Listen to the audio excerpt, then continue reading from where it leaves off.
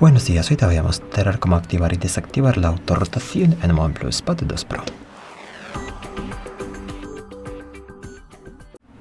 Para eso abrimos la aplicación Ajustes y luego en Ajustes aquí a la izquierda abrimos la pestaña Pantalla y brillo, y el giro automático aparece aquí más abajo. Girar automáticamente es esta opción, la autorrotación.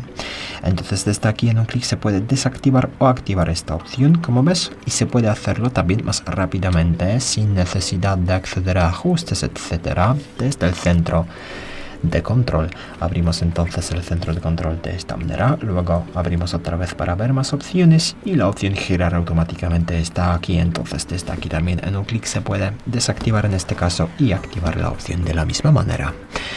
Muchas gracias por ver el vídeo, tendré comentario abajo, suscribirte al canal. Hasta luego.